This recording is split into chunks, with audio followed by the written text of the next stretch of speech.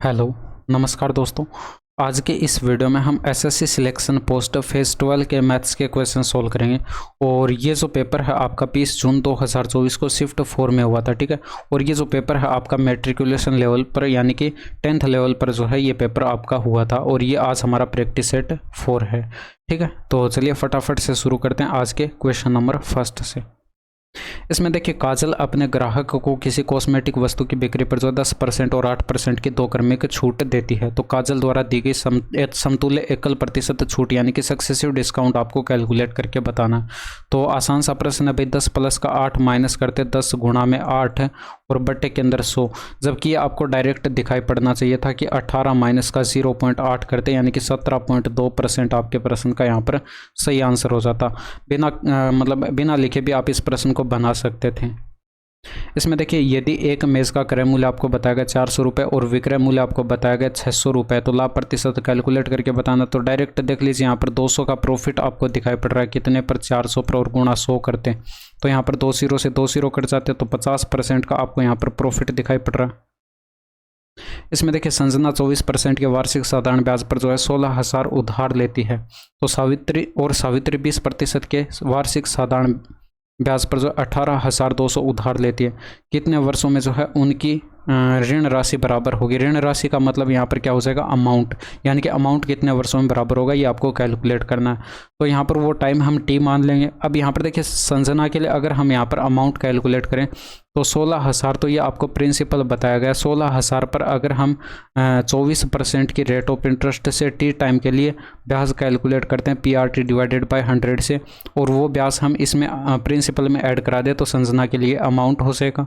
इसी तरह से सावित्री के लिए हम कैलकुलेट करते हैं तो 18,200 और प्लस के अंदर 18,200 और यहाँ पर रेट ऑफ इंटरेस्ट 20% और टाइम जो है टी बताएगा, डिवाइड करते हैं 100 से, तो ये आपके पास यहाँ पर सावित्री के लिए जो है अमाउंट आता। अब ये दोनों अमाउंट आपस में बराबर होने चाहिए, ये प्रश्न में बोला गया। अब यहाँ पर टी की वैल्यू आप यहाँ से कैलकुलेट कर लेंगे। फिर 2 0 से यहाँ पर देखिए 2 0 कट गए, 2 0 से यहाँ पर ये 2 0 काट दीजिए।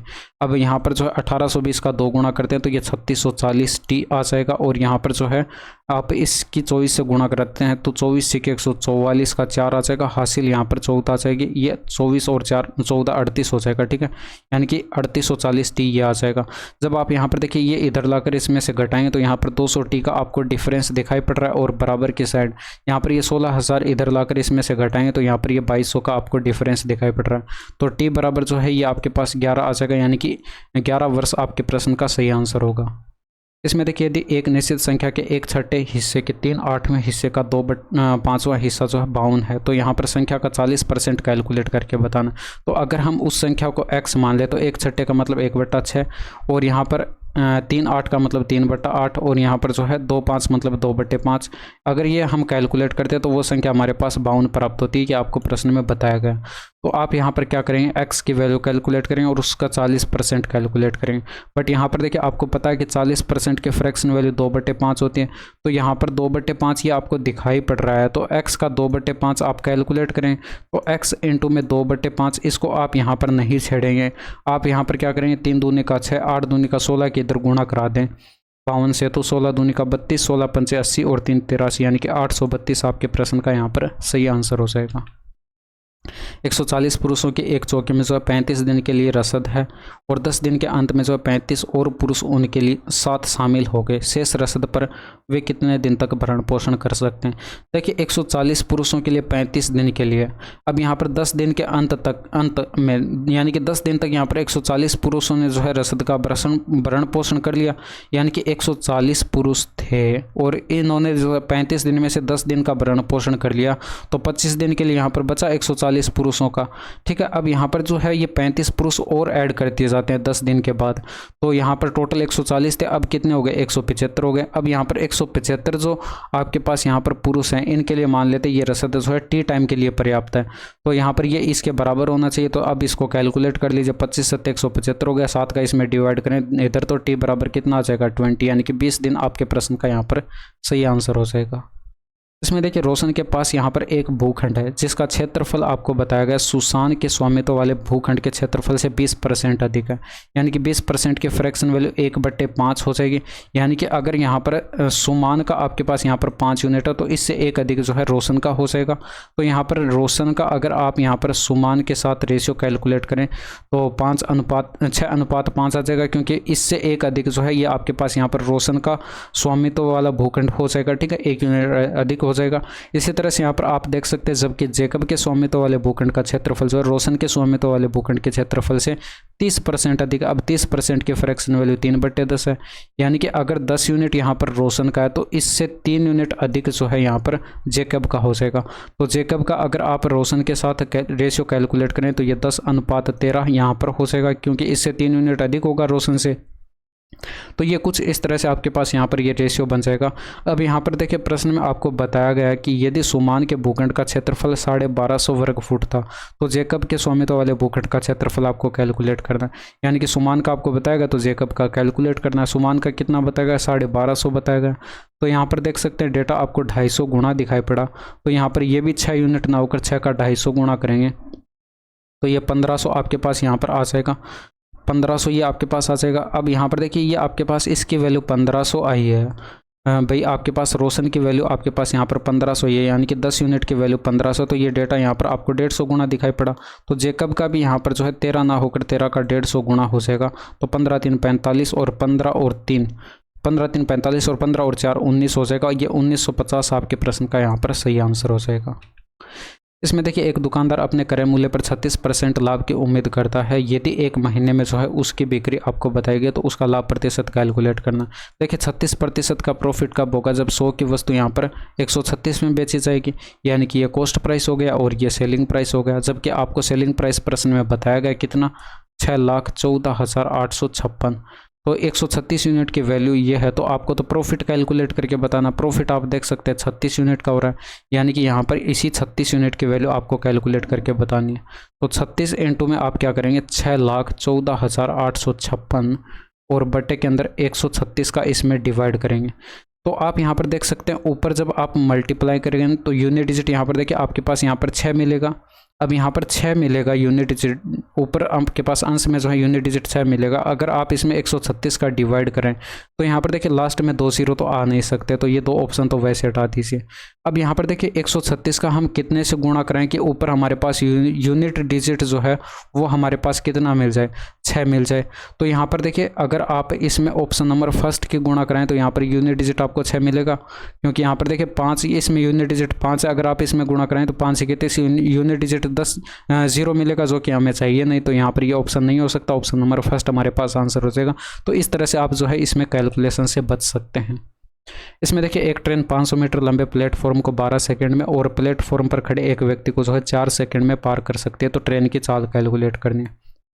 तो ट्रेन की लंबाई अगर हम यहाँ पर L मान लें और व्यक्ति की, तो यहाँ पर देखिए कोई भी चौड़ाई होगी नहीं जब तक कि आपको प्रश्न में बोला नहीं जाए। तो यहाँ पर ट्रेन की लंबाई सिर्फ कवर होगी कितने टाइम में, 4 सेकंड में। 4 सेकंड में कवर होगी। तो इसमें ट्रेन की लंबाई में 4 का डिवाइड करें तो ये आपके पास ट्रेन की स्पीड आ जाएगी। इसी तरह से यहाँ पर देखिए ये प्लेटफॉर्म की लंबाई बताई गई 500 मीटर और ट्रेन की लंबाई हमने L मानी है। तो ट्रेन की लंबाई प्लस प्लेटफॉर्म की लंबाई, ये डिस्टेंस कवर होगी कितने टाइम में, 12 सेकंड में। तो यहाँ पर भी तो ये ट्रेन की स्पीड होगी, ये भी ट्रेन की स्पीड और ये भी ट्रेन की स्पीड, तो आपस में बराबर होनी चाहिए। तो यहाँ पर आप वज्र गुणा करा लेंगे तो 12L बराबर कितना आ जाएगा, 4L प्लस का ये 2000 बन जाएगा। और यहाँ पर जो है ये 8L बराबर कितना आ जाएगा, 2000 आ जाएगा। तो यहाँ से L बराबर कितना आ जाएगा, 8 दूनी का 16, 8 पंचे 40, यानी कि 250 मीटर आ जाएगा। यानी कि ट्रेन की लंबाई कितनी है, 250 मीटर है। अब देखिए यहाँ पर L की वैल्यू आप चाहे तो इस साइड रख दीजिए या फिर इस साइड रख दीजिए, आपके पास यहाँ पर ट्रेन की स्पीड कैलकुलेट होकर आ जाएगी। मैं इस साइड से कैलकुलेट कर लेता हूँ। जब आप यहाँ पर 250 रखेंगे और यहाँ पर जो है L की वैल्यू 250 रखी और बट्टे के अंदर 4 है, लेकिन ये स्पीड जो है आपके पास मीटर प्रति सेकंड में आएगी। तो आप इसको क्या करेंगे, किलोमीटर पर आवर में कन्वर्ट करने के लिए आपको 18/5 से इसमें गुणा करना पड़ेगा। तो 5 से इसमें गुणा करेंगे, 18/5 से इसमें गुणा करेंगे तो 5 से ये डिवाइड हो जाएगा, ये 50 आ जाएगा। 18 पंचे 90, यानी कि 900 ऊपर बनेगा, बट्टे के अंदर 4, 4 दूनी का 8 हो जाएगा, फिर 4 दूनी का 8, 4 पंचे 20, यानी कि ये किलोमीटर पर आवर में जो है आपके पास ट्रेन की स्पीड आ जाएगी। अब इसमें देखिए एक शिक्षक ने जो है 7 घंटे में 22 किलोमीटर की दूरी तय की और उन्होंने जो है आंशिक रूप से 2 किलोमीटर पर आवर की चाल से पैदल यात्रा की और यहाँ पर आंशिक रूप से जो है 4 किलोमीटर पर आवर की चाल से जो है साइकिल से यात्रा की। तो पैदल तय की गई दूरी आपको कैलकुलेट करनी। तो पैदल यहाँ पर जो है स्पीड आपको बताई गई कितनी 2 किलोमीटर पर आवर और यहाँ पर साइकिल से जो है स्पीड आपको बताई गई 4 किलोमीटर पर आवर। लेकिन यहाँ पर देखिए ओवरऑल स्पीड हम कैलकुलेट करें तो यहाँ पर डिस्टेंस अपॉन टाइम करेंगे तो यहाँ पर 22/7 आपके पास स्पीड हो जाएगी। ठीक है, अब यहाँ पर पूर्णांक में कन्वर्ट करने के लिए हम क्या करते हैं भाई, इसमें एलिगेशन यूज़ करने वाले हैं हम। ठीक है, तो पूर्णांक में कन्वर्ट करने के लिए हम यहाँ पर इन सभी को 7 से गुणा करते हैं तो ये क्या बनेगा 7 दूनी का 14, 7 चौके 28 और यहाँ पर ये 22 बन जाएगा 7 से 7 क्योंकि यहाँ पर कट जाएगा। तो आप यहाँ पर क्या करेंगे, बड़ी वैल्यू में से छोटी वैल्यू को घटाएंगे तो यहाँ पर डिफरेंस आपको 8 का दिखाई पड़ गया और यहाँ पर डिफरेंस जो है आपको 6 का दिखाई पड़ गया। तो ये 3 अनुपात आपके पास 4 बनेगा ये रेशियो। लेकिन ये रेशियो आपके पास टाइम में आएगा क्योंकि जब आपको पता है कि स्पीड में आप एलिगेशन लगाते हैं तो यहाँ पर जो है ये जो रेशियो हमारे पास आता है वो टाइम में आता है। अब यहाँ पर ये टाइम में हमारे पास रेशियो आ चुका है तो जब हम यहाँ पर हम टोटल टाइम करते हैं तो 7 यूनिट का टोटल टाइम हो रहा है, जबकि प्रश्न में आपको 7 घंटे का बताया गया। तो 7 यूनिट की वैल्यू 7 घंटे दे रखी है, यानी कि डेटा आप देख सकते हैं 1 गुना हो जाएगा। तो पैदल चली गई दूरी हमने यहाँ पर जो है यहाँ से कैलकुलेट करेंगे क्योंकि पैदल जो है आपको स्पीड दे रखी थी वो आपने यहाँ पर लिखी थी। तो ये आपके पास यहाँ पर जो है ये टाइम 3 ना होकर ये भी 1 गुना हो जाएगा, यानी कि 3 घंटे का यहाँ पर टाइम लगेगा। अब आपको पता है कि जब आप यहाँ पर डिस्टेंस कैलकुलेट करते हैं तो स्पीड इनटू में टाइम करते हैं। तो पैदल तो आपको स्पीड 2 किलोमीटर पर आवर की बताई गई, जबकि टाइम आपने 3 घंटे का कैलकुलेट करा है तो 3 इंटू में 2 करेंगे, यानी कि 6 किलोमीटर की आपके पास यहाँ पर डिस्टेंस हो जाएगी पैदल चली गई दूरी।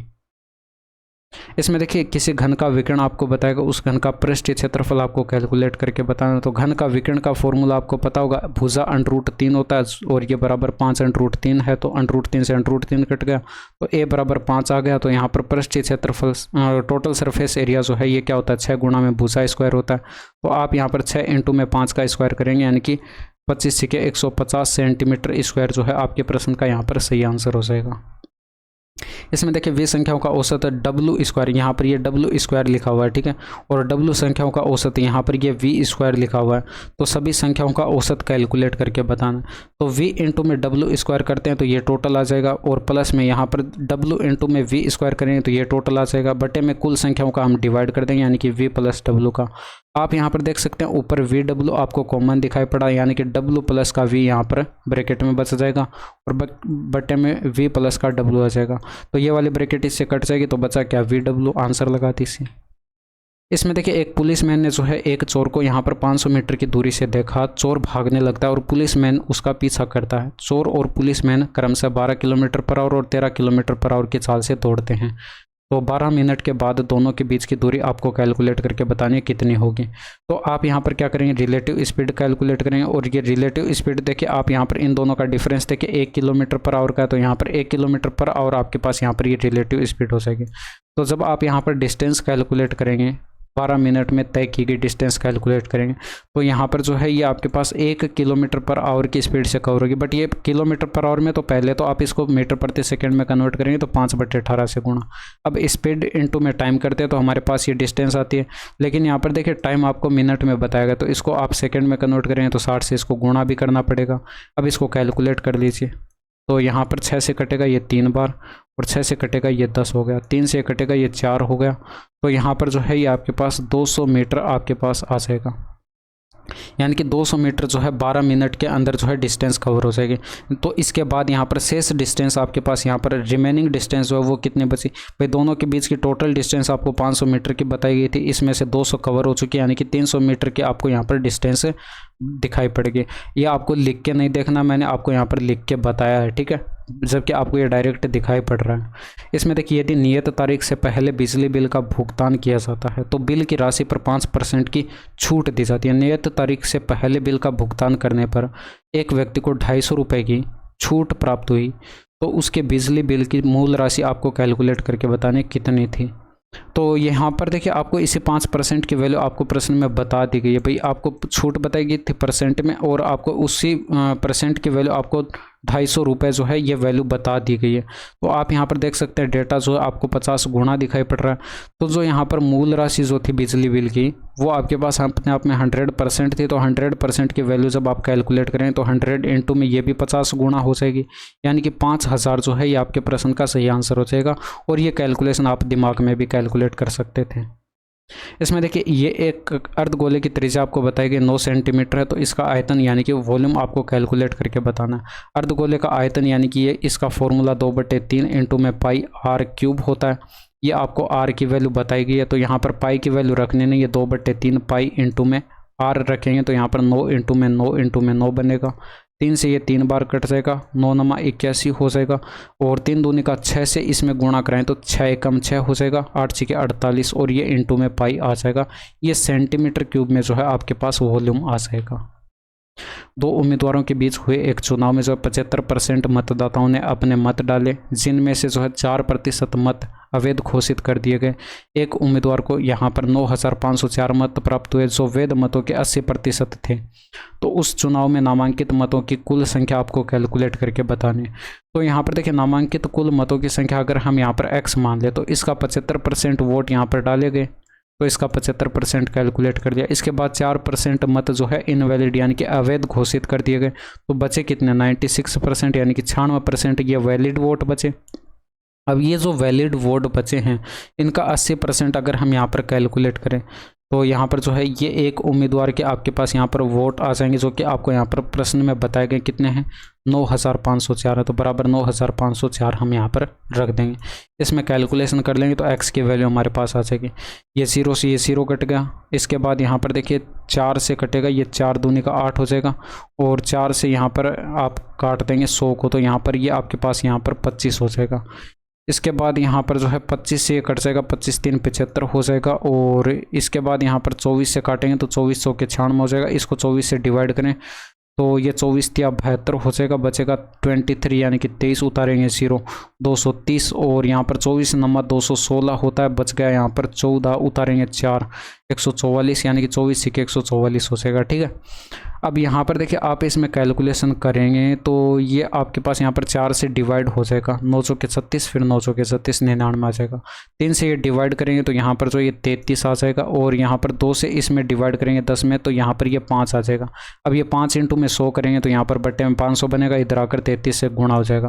तो x बराबर कितना आ जाएगा 33 इंटू में 500 हो जाएगा। तो बराबर 5 3 का 15 और ये 5 3 का 15 और यहाँ पर जो है एक 16 हो जाएगा और ये 0 आ जाएगा 1650 और यहाँ पर 2 0 आ जाएंगे। ठीक है, तो 16500 आपके प्रश्न का यहाँ पर सही आंसर हो जाएगा।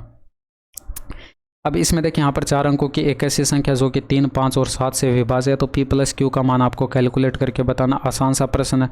हम क्या करेंगे 3 का डिविजिबिलिटी रूल यहाँ पर अप्लाई करेंगे। तो 3 कट गया, 4 में से 3 कट गया, 1 बचाना। तो यहाँ पर p + q + 1 बचेगा। तो 1 + p + q अगर हम यहाँ पर करें तो ये 3 से डिवाइड होना चाहिए।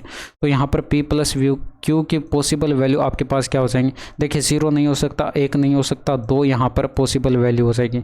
जैसे 2 रखेंगे तो यहाँ पर 2 1 3 3 से कट जाएगा। इसमें 3 3 ऐड कराते जाइए तो यहाँ पर जो इसके बाद 5 हो जाएगी, इसके बाद यहाँ पर 8, इसके बाद 11, इसके बाद 14 और इसके बाद 17, इसके बाद 20 यहाँ पर नहीं होगी क्योंकि ज़्यादा से ज़्यादा इनको हम 9 और 9 रख सकते हैं। तो 9 और 9 यानी कि 18 से यहाँ पर ये ज़्यादा जा ही नहीं सकती। तो यहाँ पर 17 तक ये हम रखेंगे।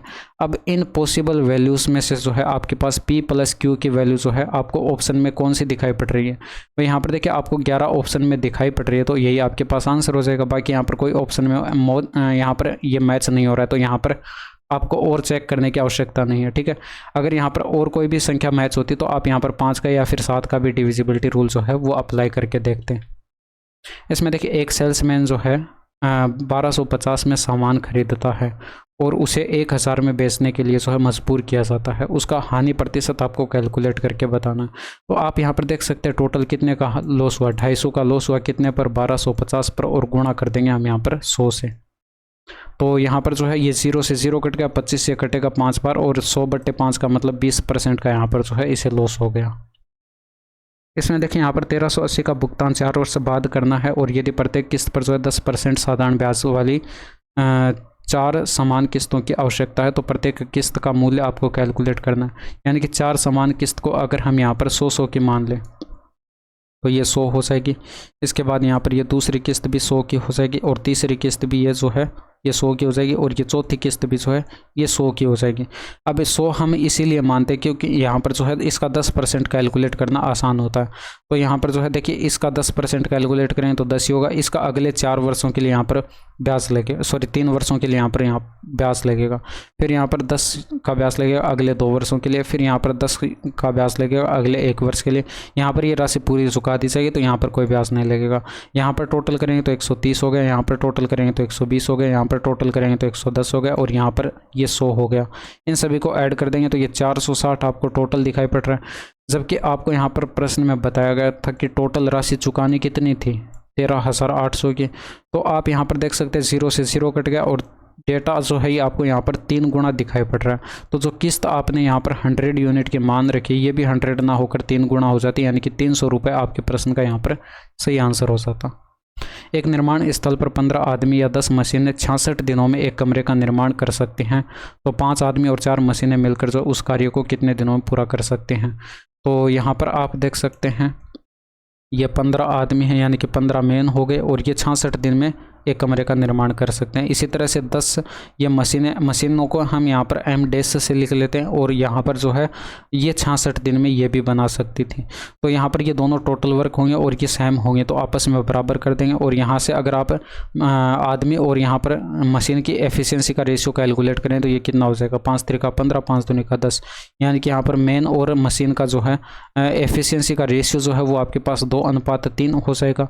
तो आप किसी भी साइड से जो है टोटल वर्क कैलकुलेट कर सकते हैं। मैं इस साइड से कैलकुलेट कर लेता हूँ। टोटल वर्क हमारे पास क्या हो जाएगा, 10 इंटू में मशीन की एफिशिएंसी 3 यूनिट हमारे पास आई है तो 3 रखेंगे इंटू में 66, ये टोटल वर्क आ गया। ठीक है, इसको इतना ही छोड़ देते हैं, कैलकुलेशन हम यहाँ पर अभी के लिए नहीं करते हैं। ठीक है, अब यहाँ पर हमें टाइम कैलकुलेट करना था और यहाँ पर ये 10 यूनिट का काम था इंटू में 3 इंटू में 66, सॉरी ये आपके पास यहाँ पर ये टोटल वर्क था और यहाँ पर ये टोटल वर्क जो है 5 पुरुष और यहाँ पर 4 मशीनें करती हैं। तो 5 पुरुष यानी कि एक पुरुष की एफिशिएंसी हमारे पास 2 यूनिट है तो 5 इंटू में 2, 4 मशीनें यानी कि एक मशीन की एफिशिएंसी हमारे पास 3 यूनिट है तो 4 इंटू में 3 करके ऐड करा देंगे। तो यहाँ पर जो है ऊपर आपके पास 10 इंटू में 3 और इंटू में ये 66 होगा, बट्टे के अंदर ये हमारे पास जो है 22 बनेगा और ये 22 3 66 हो जाएगा और यहाँ पर जो है ये 90 दिन आपके प्रश्न का यहाँ पर सही आंसर हो जाएगा। अब देखिए हालांकि इसमें कुछ कैलकुलेशन आप डायरेक्ट कर सकते थे तो मैंने आपको यहाँ पर पूरा कैलकुलेट करके दिखाया। अगर आप यहाँ पर डायरेक्ट कैलकुलेशन करेंगे तो इसमें भी थोड़ा सा आप टाइम बचा सकते हैं। इसमें देखिए यदि बेलन की ऊंचाई आपको बताएगी 9 सेंटीमीटर और आधार का क्षेत्रफल आपको बताएगा 25 पाई सेंटीमीटर स्क्वायर है तो संपूर्ण पृष्ठीय क्षेत्रफल आपको कैलकुलेट करके बताना है। तो यानी कि ये h हाइट बताएगी, आधार का क्षेत्रफल ये आपको पता है पाई आर स्क्वायर होता है, ये बराबर 25 पाई बताएगा तो पाई से पाई कट जाएगा, आर स्क्वायर बराबर 25 तो आर बराबर 5 आपको दिखाई पड़ गया। h की वैल्यू 9 है तो यहाँ पर ना संपूर्ण पृष्ठीय क्षेत्रफल यानी कि 2 पाई आर और इंटू में h प्लस का r आपको कैलकुलेट करना है। तो यहाँ पर 2 इंटू में पाई की वैल्यू 22/7 और इंटू में r की वैल्यू 5 रखेंगे और इंटू में जो है h प्लस का r करेंगे यानी कि 9 प्लस का 5 ये 14 हो जाएगा। तो 7 दूनी का 14 हो जाएगा, 5 दूनी का 10, 22 दूनी का 44 यानी कि 440 सेंटीमीटर स्क्वायर में जो है ये आपके प्रश्न का यहाँ पर सही आंसर हो जाएगा। एक कक्षा के सभी विद्यार्थियों की औसत आयु आपको बताएगी 18 वर्ष है, कक्षा के लड़कों की औसत आयु बताएगी 19 वर्ष है और लड़कियों की औसत आयु बताएगी 14 वर्ष है। यदि कक्षा में लड़कियों की संख्या 30 है तो यहाँ पर कक्षा में लड़कों की संख्या कितनी होगी।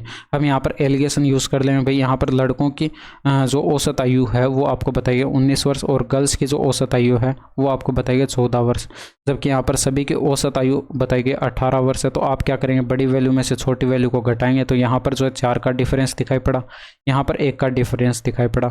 ये आपके पास लड़के और लड़कियों की संख्या के बीच जो है रेशियो आ जाएगा। ठीक है, जबकि यहाँ पर लड़कियों की संख्या आपको 30 बताएगी तो यहाँ पर जो है 1 यूनिट की वैल्यू 30 है तो लड़कों की संख्या बीच जो है ये 4 यूनिट ना होकर 4 का 30 गुणा कर देंगे यानी कि 120 आपके प्रश्न का यहाँ पर सही आंसर हो जाएगा। ठीक है, अब यहाँ पर देखिए 2400 की राशि पर जो है 2 वर्ष 4 माह में जो है 378 का साधारण ब्याज मिलता है तो प्रति वर्ष ब्याज दर आपको कैलकुलेट करके बतानी यानी कि रेट ऑफ इंटरेस्ट आपको कैलकुलेट करनी।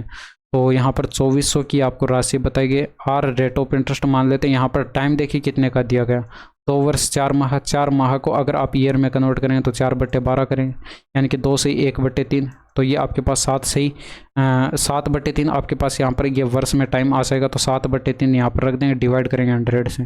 तो PRT डिवाइडेड बाय 100 से हमने ब्याज कैलकुलेट किया और ये ब्याज आना कितना चाहिए था, 378 प्रश्न में बताया गया। ठीक है, तो यहाँ पर 2 0 से 2 0 कट गए, 3 से कटेगा ये 8 आ जाएगा और 7 से इसमें डिवाइड करेंगे, 7 5 से 35, 7 के 28। तो R बराबर कितना आ जाएगा, 54/8 आ जाएगा।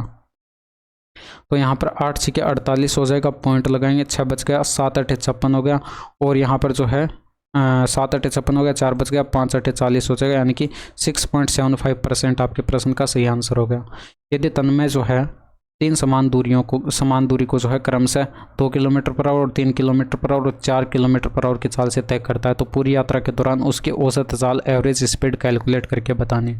तो हम क्या करते हैं, एवरेज स्पीड कैलकुलेट करते हैं, तो total distance upon total time calculate करते हैं। Total distance upon total time करते हैं। तो यहाँ पर जो है टोटल डिस्टेंस हम कितने के माने, भाई यहाँ पर देखिए 2 3 और यहाँ पर जो है 4 का अगर आप LCM लेते हैं तो इनका LCM 12 आ जाएगा। तो 12 किलोमीटर की, यानी कि 12 किलोमीटर के ऐसे करके यहाँ पर 3 टुकड़ों में हम डिस्टेंस मान लेंगे। तो टोटल डिस्टेंस यहाँ पर 12 किलोमीटर, यहाँ पर 12 और यहाँ पर 12, यानी कि 3 गुणा में 12 किलोमीटर की डिस्टेंस, ये टोटल डिस्टेंस हो गई। बटे में टोटल टाइम। अब देखिए टोटल टाइम कैसे कैलकुलेट करेंगे, मैं कैलकुलेट करके दिखा देता हूँ, हालांकि आप डायरेक्ट देख सकते हैं कितना होगा टोटल टाइम। देखिए यहाँ पर ये 12 किलोमीटर की डिस्टेंस थी, ये 2 किलोमीटर पर आवर की स्पीड से कवर होगी, प्लस फिर 12 किलोमीटर की डिस्टेंस 3 की स्पीड से, फिर यहाँ पर जो है 12 किलोमीटर की डिस्टेंस 4 किलोमीटर पर आवर की स्पीड से। तो जब आप यहाँ पर ऐड करेंगे 6 + का 4 + का 3, तो यहाँ पर जो है ये आपके पास 13 बनेगा। तो 13 का आप इसमें डिवाइड करेंगे तो 12 3 36 बटे 13 किया तो 13 3 39, तो ज़्यादा चला जाएगा, तो 13 दूनी का 26, जैसे 2 बार भाग गया, यानी कि आपको आंसर दिखाई पड़ गया। इसमें देखिए यहाँ पर यदि कक्षा A में 11 लड़के और यहाँ पर 18 लड़के हैं और कक्षा B में जो है 13 लड़के और 17 लड़के हैं और कक्षा C में जो है 20 लड़के और 9 लड़कियां हैं, तो किस कक्षा में जो है लड़कों का लड़कियों से अनुपात आपको बताया सर्वाधिक है। तो यहाँ पर देखिए A में देखेंगे और फिर यहाँ पर कक्षा B में देखेंगे और फिर यहाँ पर कक्षा C में देखेंगे। तो यहाँ पर लड़के और देखिए यहाँ पर लड़कों और लड़कियों का रेशियो आपको देखना है, यानी कि बॉयज़ का गर्ल्स के साथ रेशियो देखना है। तो यहाँ पर देखिए बॉयज़ कितने हैं, 11 हैं और गर्ल्स कितनी हैं, 18 हैं। तो 11:18 और यहाँ पर 13 लड़के हैं और 17 लड़कियाँ हैं, तो यहाँ पर 13:17 और यहाँ पर लड़के बताए गए हैं 20 और लड़के बताए गए यहाँ पर लड़कियाँ बताई गई हैं 9 हैं, तो 20:9 यहाँ पर बन गया। तो यहाँ पर आप चेक कर लेंगे कि सबसे बड़ी वैल्यू कौन सी है। भाई देखिए यहाँ पर अगर आप पॉइंट लगाते हैं तो ऊपर 0 उतारेंगे, तो यहाँ पर 110 में 18 का भाग लगाएं तो 18 5 90, 18 6 108, यानी कि 0.6 से समथिंग हमारे पास ये बनेगा। और यहाँ पर देखिए 130 में ये आप यहाँ पर पॉइंट 17 5 17 6 102, 17 7 119 और 17 8 136, तो 17 7 119 यानी कि 0.7 समथिंग ये हमारे पास आएगा। और ये 9 दूनी का 18 यानी कि 2 पॉइंट समथिंग आएगा। तो यहाँ पर सबसे बड़ी वैल्यू तो हमारे पास इसमें आएगी ना, तो कक्षा C आपके प्रश्न का यहाँ पर सही आंसर हो जाएगा। इसमें देखिए निम्नलिखित में से कौन सी संख्या है जो 11 से विभाज्य है। तो 11 से विभाज्य कौन सी संख्या है ये आपको देखनी है, ठीक है। तो यहाँ पर देखिए जब आप इसमें देखेंगे तो ये 4 और 2 6 हो गया और यहाँ पर 6 और 5 11 और 1 12 हो गया। हम क्या करेंगे, सम स्थान पर अंकों का योग और विषम स्थान पर अंकों का योग, उनका डिफरेंस कैलकुलेट करेंगे। या तो 0 आना चाहिए या फिर 11 आना चाहिए या फिर 11 का कोई मल्टीपल आ सकता है। अब यहाँ पर देखिए 9 और 3 12 हो गया, 12 और 4 16 और 7 कितना हो जाएगा, 23 हो जाएगा। तो यहाँ पर इनका डिफरेंस देखिए 11 का आपको दिखाई पड़ गया, यानी कि ये संख्या 11 से डिवाइड है। तो ये फर्स्ट हमारे पास किन किन में है, देखिए यहाँ पर इसमें नहीं है तो ये हटा दीजिए।